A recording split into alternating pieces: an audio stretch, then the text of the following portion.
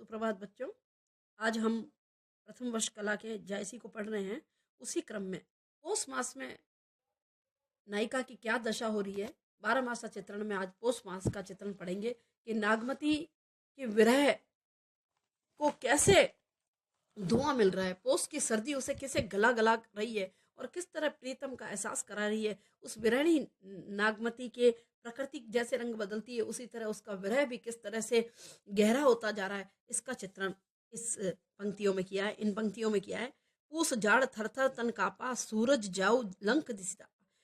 कवि कह रहा है कि नागमती पौष मास की सर्दी में थर थर कांप रही है और सूरज जो है, सूरज की जो दिशा है वो दक्षिण की ओर चली गई है, यानी लंका की तरफ सूरज चला गया है। सूरज जड़ाई लंक दिशि तापा, वहां अपना ताप दिखा रहा है। विरह बाड़ी भा दारुण सिव, कांप कांप मरो ले हरि जीव।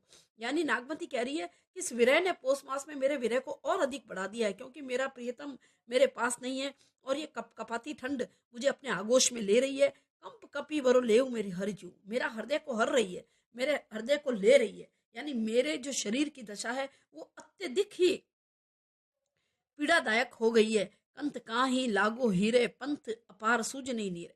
मुझे कोई रास्ता नजर नहीं आ रहा, पंथ अपार सूझ नहीं नीरे, निकट में कोई रास्ता नजर नहीं आ रहा। और कंत कहाँ ही लागे ही है, मेरे पति मेरे पास नहीं है, मेरे प्रीतम मेरे पास नहीं है, नहीं तो मैं उनसे हृदय से लग करके अपनी सर्दी मिटा लेती, अपनी जिए की अवस्था को शांत कर लेती, लेकिन ऐसा मेरे लिए संभव नहीं है।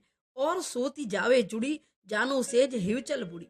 मेरी जो सैया है, मेरे जो सोने का स्थान है, वो भी ऐसे लग रहा है हिमाचल की जड़ी बूटी की तरह हो गया, इतना ठंडा हो गया है। सुवती आवे जुड़ी, मैं वहां भी मुझे चैन नहीं मिलता, उस सैया पर भी। चकई निसी बिछुरे दिन माला, जैसे कोई चकवा पक्षी दिन में बिछुड़ जाता है। चकई निसी बिछुरे दिन मिला, हो निसी बासर विरह कोकिला। दिन में मिलता है और रात्रि में वो अकेला हो जाता है।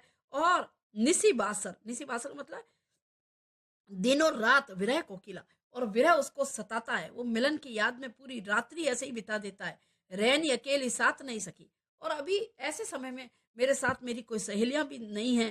कैसे जियो बिछो पंखी, मैं इस विरह में अपने आप को कैसे समेटूं, कैसे जीऊं। न मेरे पास सखियां हैं, न मेरा प्रियतम है, न मेरे पास कोई है। और ऊपर से इस पोष माह की ठंड ने मेरे को अत्यधिक पीड़ादायक स्थिति में ला दिया है। विरह से चान भवे तन चाड़ा, मेरा शरीर एक बुखार में जकड़ के रह गया, ऐसा बुखार जो कभी समाप्त नहीं होता।